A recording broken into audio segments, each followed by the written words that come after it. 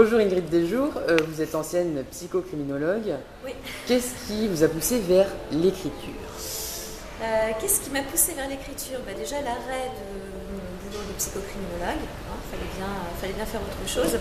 Et puis non, en fait j'ai toujours écrit depuis que je suis toute petite, depuis que je sais écrire, j'ai ce truc-là, j'ai cette envie qui est plus forte que moi et qui fait qu'à un moment donné j'ai eu besoin de raconter des histoires et de sortir des choses de moi.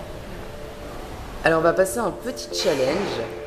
Vous avez 1 minute pour nous décrire, nous parler, nous faire frissonner en nous racontant une scène de crime.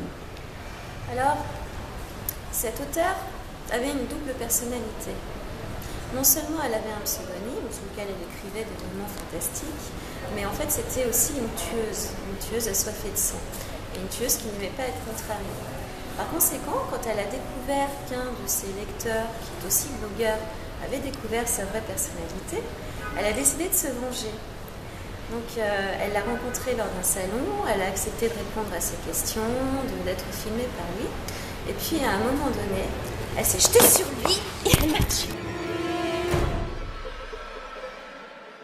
Pourriez-vous nous parler de votre dernier roman, Tout pour plaire? Alors, Tout pour plaire, c'est l'histoire de monsieur et madame tout le monde, ou presque. C'est-à-dire qu'on se retrouve face à un couple qui a tout pour plaire, tout à envier.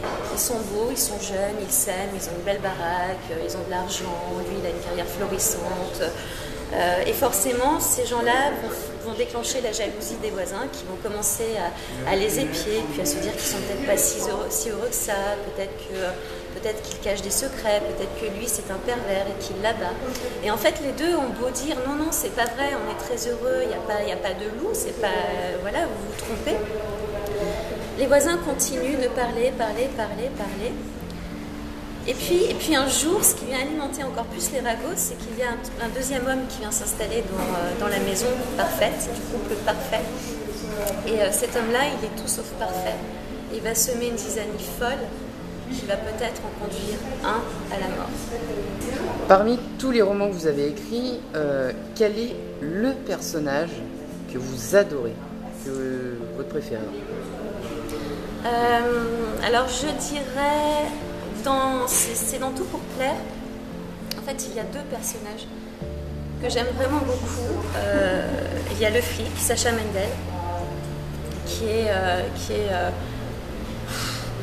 un mec entier, pur, complètement fou aussi, et extrêmement attachant. Il est pas beau, mais il est bourré de charme. Il respecte pas les règles, il respecte pas la hiérarchie, il respecte ses lois à lui. Et il est complètement fou, mais il a une folie de justicier. Et du coup, je l'aime beaucoup pour ça. Et j'aime aussi beaucoup le personnage du méchant, entre guillemets, du mafieux dans Tout pour plaire, qui s'appelle Gabriel Strano et qui est une espèce de figure du diable. C'est Lucifer, c'est-à-dire que c'est le mec super séduisant, il a toujours la classe, il est toujours super bien sapé, il a un charme complètement irrésistible, il le sait, il en joue, et pourtant c'est la pire des ordures, c'est une crapule, il est capable de tuer comme ça, sans le moindre état d'âme, il vend de la drogue, il fait les pires trucs, mais la seconde d'après, il va prendre un vin et le déguster, et t'en offrir, il va boire le thé, il est délicat, il est plein de belles manières, il est tout en paradoxe, et je l'adore. Voilà. Quelles sont vos inspirations? La vie. Les gens qui sont derrière moi, j'ai envie de zigoyer parce qu'ils font du bruit. Non, c'est les rencontres que je fais. En général, quand je crée un personnage, en plus, c'est toujours une espèce de patchwork.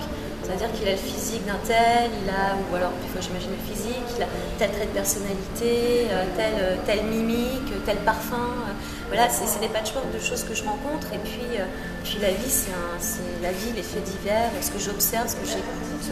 En fait, les auteurs sont des vampires, c'est pour ça que j'ai pas besoin d'en mettre dans mes bouquins, parce que j'en suis déjà un. Forcément, on se nourrit des gens autour de soi. Ok, donc maintenant on va laisser Ingrid Desjours de côté, on va l'abandonner quelques minutes. Je fais la transition.